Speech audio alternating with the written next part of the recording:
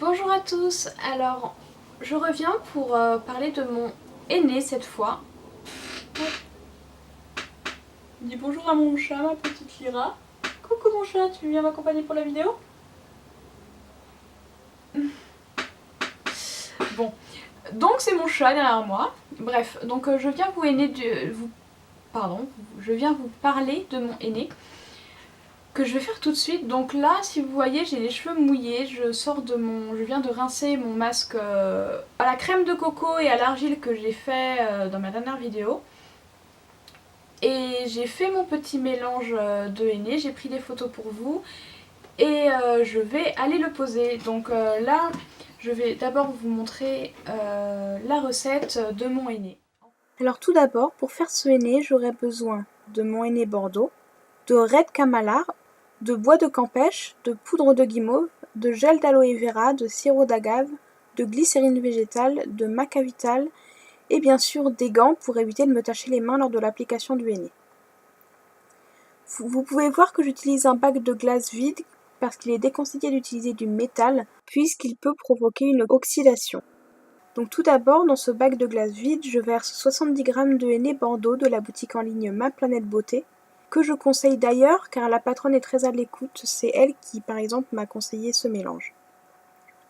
Ensuite, je rajoute 30 g de Red Kamala, qui est la poudre utilisée pour intensifier le rouge dans le henné. À ceci, je rajoute une cuillère à soupe de bois de campèche qui participe aussi au reflet rouge, mais un rouge plus profond. Voici pour les poudres colorantes. Aux poudres colorantes, j'ajoute environ 15 g de poudre de guimauve qui va venir démêler les cheveux et les embellir. Celui-ci me vient du site Aromazone.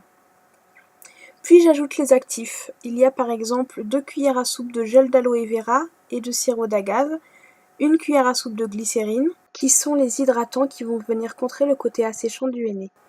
Et je rajoute aussi une cuillère à café de maca vital, qui est un actif qui stimule le cuir chevelu et la pousse du cheveu. Pendant ce temps, j'ai laissé infuser une cuillère à café de bois de campèche dans environ 350 ml d'eau chaude, avec une petite pincée de sel pour aider la diffusion des pigments. Je mouille donc mon henné avec cette infusion, et voilà ma pâte de henné toute prête.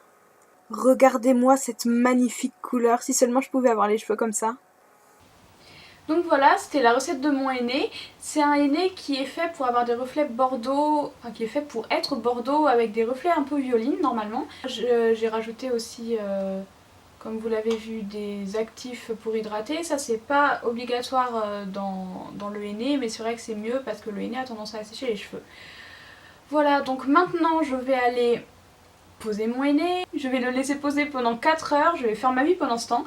Et ensuite je reviendrai pour vous montrer le résultat directement. Et demain je vous filmerai une partie avec le soleil pour essayer de vous montrer les reflets puisque normalement il se voit plus au soleil. Donc on verra bien ce qui va se passer. Peut-être que ce sera déjà flamboyant tout à l'heure, on verra bien. Donc juste pour vous montrer, donc là j'ai les cheveux mouillés mais en ce moment c'est ça ma couleur. Donc là j'ai du châtain clair et là j'ai du blond foncé sur les pointes. Donc voilà, vous verrez un vrai résultat sur des cheveux sans henné. Voilà, je vous retrouve tout à l'heure.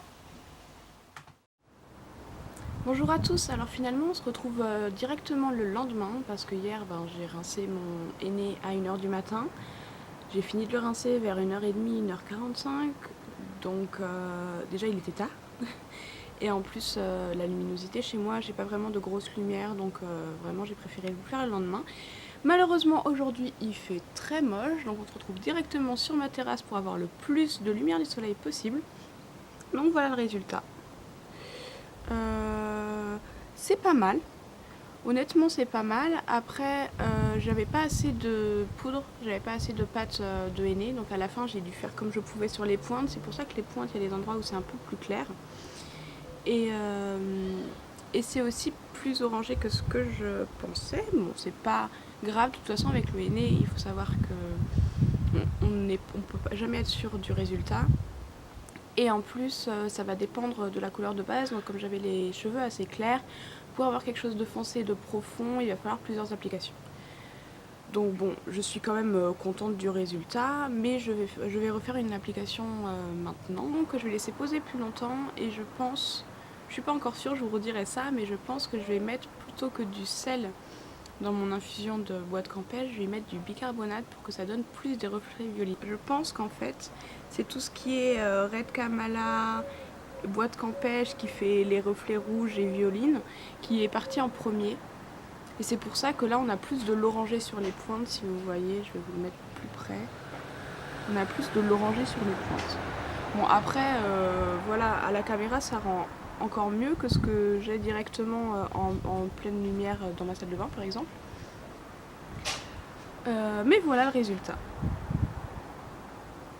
Voilà, donc j'y vais, je vais faire mon henné tout de suite. Je vous fais de gros bisous à tous. Merci d'avoir regardé. N'hésitez pas à commenter encore une fois, à vous abonner aussi si vous voulez.